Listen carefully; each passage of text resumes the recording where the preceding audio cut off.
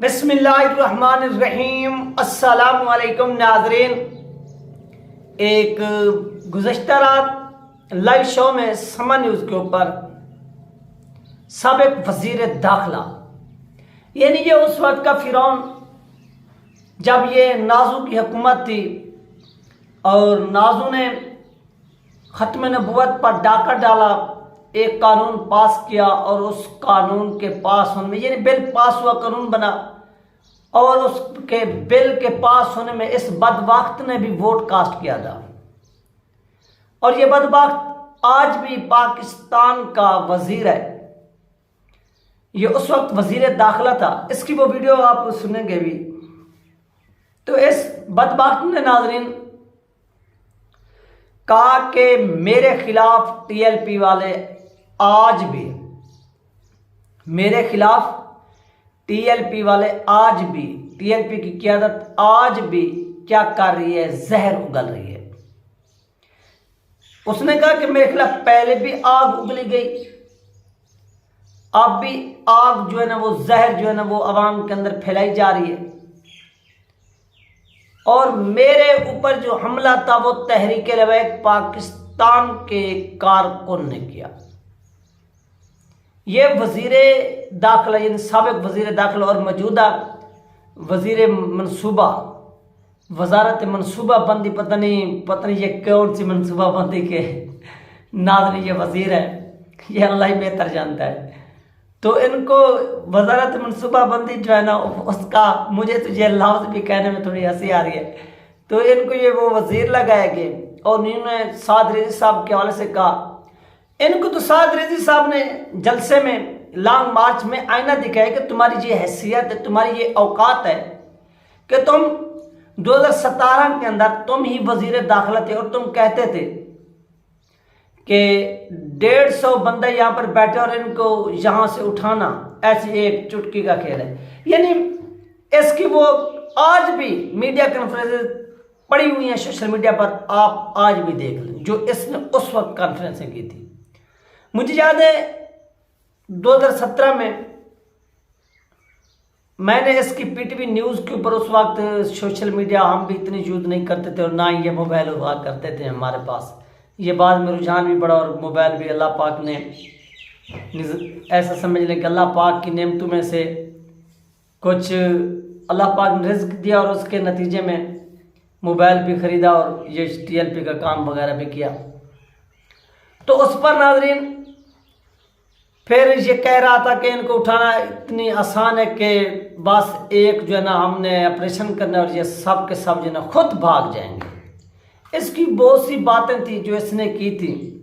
तो इस पर साद रिज़वी साहब ने इसको आईना दिखाया तो ये बुरा मान गए। तो इन्होंने मज़ीद तहरीक लबैक पाकिस्तान के बारे में क्या कुछ कहा है, आइए वो आपको सुनवाते हैं। उसमें टीएलपी के लोग थे, पीटीआई के लोग थे। ये इब्राहिम लाख साहब जो आप भागे हुए हैं, ये गोली मारने वाला किससे ताल्लुक था? उसका गोली मार उसका टीएलपी से था। एक सर मेरा आपसे सवाल है, जब आप कहते हैं कि 9 मई को जो कुछ पीटीआई ने किया उसके ऊपर, और ये बड़ी इंटरेस्टिंग बात देखिए, ये अभी भी सोशल मीडिया पे मेरा नाम लेके टीएलपी बड़ी मुहिम चला रही है। मैं ये बात वाजे करना चाहता हूं कि इस्लाम के अंदर ये करीम सल्लल्लाहु अलैहि वसल्लम से मोहब्बत का किसी के पास ठिका नहीं है। हर मुसलमान के ईमान की बुनियाद नबी करीम सल्लल्लाहु अलैहि वसल्लम पर ईमान भी रखे, उनकी खत्म नबूवत को भी माने और नामूस रसालत के लिए भी वो खुद को कुर्बाने के लिए तैयार हो। लिहाजा अगर कोई जमात और गिरोह इस बुनियाद पे मुसलमानों के दरमियान तफरका डाले और ये साबित करने की कोशिश करे किसी का नबी पाक सल्लल्लाहु अलैहि वसल्लम से रिश्ता मुझसे ज्यादा है और मेरा किसी से कम है, तो ये उसका इख्तियार नहीं है। सर, और फिर जो कुरान पाक का हुक्म है, पाक का हुक्म है कि इन्नल्लाह व मलाइकातुहु युसल्लूना अलन नबी या अय्युहल्लज़ीना आमनू सल्लु अलैहि वसल्लम तस्लीमा, उसके बाद कोई मुसलमान मुकम्मल हो ही नहीं सकता काम करने पे या जिसका इस पे ईमान कमजोर है। इसलिए जो ये इसका ठेका लेता है वो मिसयूज करता है। अगर कोई मुसलमान है तो उसका इस साइड के ऊपर ईमान है, वो सारा उस मोहब्बत में पूरा अपने। ये एक बड़ी डिससर्विस है कि आप नबी करीम सल्लल्लाहु अलैहि वसल्लम की जात के हवाले से उम्मत को तकसीम करें, या उसमें कोई ये कहे कि मैं एक कैटेगरी मानने वाला बाकी बी कैटेगरी की। हम सब नबी पाक सल्लल्लाहु अलैहि वसल्लम की हुर्मत पे मर मिटने वाले हैं और मुसलमान का ईमान ही पूरा नहीं हो सकता। लेकिन आप ये देखिए कि ये जो नफरत का बीज है, बीज किसने बोया? ये कितना जहरीला होता है कि जिस सर ये हमारे शख्स ने हमारी रियासत को कुछ चीजों पे करना पड़ेगा। देखिए, जिस शख्स ने मुझ पे गोली चलाई उसको इतना अंधा कर दिया गया। अव्वल तो वो किसी पे भी गोली चलाने का हक नहीं रखता, लेकिन उसका जो निशाना काम था कि जिसकी माँ नामूस रसालत का करने जो ये कवानीन पास हुए हैं इसमें आपकी वालदा का बड़ा क्लियर, जिसके वालिद जन्नतुल बकी मदीना में तो नाज़रीन ये थी इसकी वो मुझे भी गुफ्तगू जो आपके साथ शेयर की गई है और आपने मुलादा फरमाई है। इसको नाज़रीन सिर्फ और सिर्फ जो तकलीफ है वो तहरीक लबैक पाकिस्तान से है, तहरीक लबैक पाकिस्तान की क़यादत से है। क्योंकि जैसे जैसे ये लॉन्ग मार्च आगे की तरफ बढ़ता जा रहा है अपनी कामयाबी की तरफ, अपने एक टारगेट की तरफ, तो उसी तेजी के साथ यानी जिस तेजी के साथ तहरीक लबैक पाकिस्तान जो है ना वो सफ़र अपना कंप्लीट करती जा रही है, इधर से उनका सफ़र तो कम होता जा रहा है, लेकिन उधर से यानी जो हुकूमती इस वक्त चमचे कड़छे बैठे हुए हैं उनके जो दर्द है वो बढ़ता जा रहा है। कुदरत का निज़ाम है कि अब जो इसने बात की, जो लैंग्वेज इसने इस्तेमाल की, ये कह रहा था कि जो मेरी वालदा थी वो तहज्जुद गुजार है, उसने नमूस सलत पर ख़त्म नबूवत पर मेरे वालिद और वालदा ने पहरा दिया। इनके अपने अल्फाज थे, वो हम नहीं जानते, वो इनके जो हम बुज़ुर्ग हैं वो जानते होंगे, जो पुराने उलमा कराम हैं। हमने ना इनकी वालदा देखी है ना वालिद देखे। दूसरा इसने कहा कि मेरी वालदा ने तहज्जुद की नमाज़ मक्का मुकरमा में पढ़ी हैं, और भी बहुत सी इसने ऐसे बातें की कि मैं उसका बेटा हूँ। तो जनाब को मैं बताता चलूँ कि अबू जहल के बारे में आपका क्या ख्याल है? क्या वो मक्का के सरज़मीन पर पैदा नहीं हुआ था? एक मरतबा फिर अगर ऐसा इकबाल आप ये बात करें तो इनसे पूछिएगा कि अबू जहल जो था वो भी वहाँ का ही था, मरा भी वहाँ पर जहाँ पर आप कह रहे हैं कि मैं पैदा हुआ, और इसके अलावा बहुत सी बातें। ये इस चीज़ का आप टैग लगाकर ये नहीं कह सकते कि ये हुआ वो हुआ। आप वो अमली जो इकदामात हैं वो उठा कर देंगे। सलाहुद्दीन अय्यूबी की मिसाल आपके सामने, उन्होंने एक भी हज नहीं किया, लेकिन कुफार उनसे लरजता था, डरता था, कांपता था। ये उनकी ईमानी ताकत थी। और आपकी ईमानी ताकत तो ये है कि आप अपने वालिदैन की मिसाल देते हैं, जबकि आपकी अपनी जो अपनी शक्ल है वो बिगड़ चुकी है। आज से 5 साल पुरानी इसकी पिक तस्वीर उठाकर देख लें, और मौजूदा भी इसकी तस्वीर उठाकर देख लें, आपको ज़मीन आसमान का फ़र्क नज़र आएगा।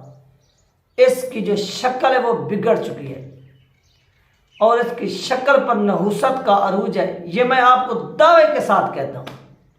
जितनी लोग अगर ये मेरी वीडियो देख रहे सुन रहे हैं, ये मैं आपको झूठ नहीं बोल रहा। आप आज से पुरानी 5 साल वाली इसकी पिक्चर उठाकर देख लें, और अब इसकी पिक्चर भी देख लें, तो इसकी जो शक्ल है वो बिगड़ चुकी है। और ये तहरीक लबैक पाकिस्तान के साबिका अमीर और मौजूदा अमीर को टारगेट कर रहे हैं, उनको टारगेट का निशाना बना रहे हैं। ये सिर्फ और सिर्फ नवाज शरीफ की चमचागिरी करते हुए, उसकी बेटी की चमचागिरी करते हुए, उनको खुश करने के लिए ये बंदा जो है ना वो इस तरह की लैंग्वेज यूज़ कर रहा है। इसकी लैंग्वेज इस्तेमाल करना इस तरह से वो तो हमें तो समझ आ गया है, लेकिन इसका दर्द फिर भी कम नहीं होगा। जिस तरह से इन्होंने पाकिस्तान की मईशत का बेड़ा गर्क किया, जिस तरह से इन्होंने इस्लाम मुखालिफ काम किए, वो जो ट्रांसजेंडर बिल वगैरह जो था वो इन बदबख्तों के दौर में पास हुआ, मंजूर हुआ, और अब ये उसी बिल को जिसको शरीयत कोर्ट ने कदम करार दिया, अब ये उसी को चैलेंज करने जा रहे सुप्रीम कोर्ट में, और ये कहता है कि मेरी वालदा ने ये किया, वो किया, मेरे वालिद ने ये किया, वो किया। इनकी असलियत जो है, जो हकीकत है वो कौम के सामने आ चुकी है, और ये बदबख्त अब ये काम करें कि उस बिल को चैलेंज करने जा रहे हैं। और बात करते हैं ये तहरीक लबैक पाकिस्तान की, तो इनको शर्म आना चाहिए, इनको डूब कर मर जाना चाहिए जो ये बातें करें। और घटिया से घटिया इन्होंने जो ज़बान इस्तेमाल की, जो लैंग्वेज नाज़रीन इस्तेमाल की, इसकी जितनी भी मजम्मत की जाए वो कम है।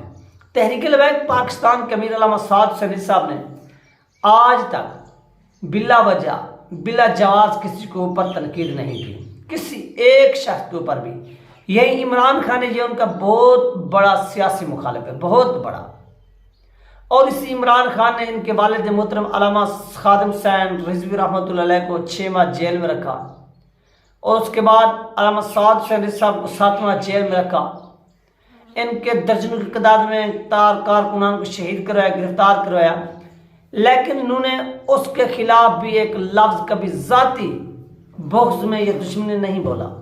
अभी हाल ही में जब पाकिस्तान के अंदर 9 मई को वाक़या रूनुमा हुआ, तो आपको याद है कि तहरीक लबैक पाकिस्तान के अमीर अल्लामा साद हुसैन साहब ने फौजदारी मुकदमात की मुखालफत की, बावजूद इसके कि वो कहते कि नहीं ये तो वही तहरीक इंसाफ है जिन्होंने तहरीक लबैक पाकिस्तान के लोगों को जेलों में डाला, जिन्होंने मुझे जेल में डाला, मेरे वालिद को जेल में डाला, हमारी जमात को अदम किया। लेकिन उन्होंने कहा कि नहीं, जो इंसाफ का तराजू है वो बराबर होना चाहिए, इसमें हेर फेर कमी नहीं करनी चाहिए। लिहाजा जो लोग बेगुनाह हैं, जो सिविलियन हैं, जो पाकिस्तान के शहरी हैं, जो रेमंड डेविस नहीं, जो कर्नल जोसेफ नहीं, आप उनको किसी भी सूरत अरेस्ट नहीं कर सकते और उनके ऊपर फौजदारी मुकदमात यानी फौजी अदालतों में ट्रायल नहीं कर सकते। ये वो लीडर है जिसने मुखालफत की, और आज आप इस लीडर के खिलाफ इस तरह की ज़बान इस्तेमाल करके जितनी अपना जो घिनौना चेहरा है वो बेनकाब कर चुके हैं। इस पर आपका हम शुक्रिया अदा करते हैं कि आपने अपना घिनौना चेहरा मज़ीद बुग़्ज़ साद रिज़वी में बेनकाब करवाया। ये थी नाज़रीन अहम तरीन अपडेट जो आप लोगों के साथ शेयर की गई है। इंशाल्लाह मिलते हैं नेक्स्ट वीडियो में। अल्लाह हाफ़िज़।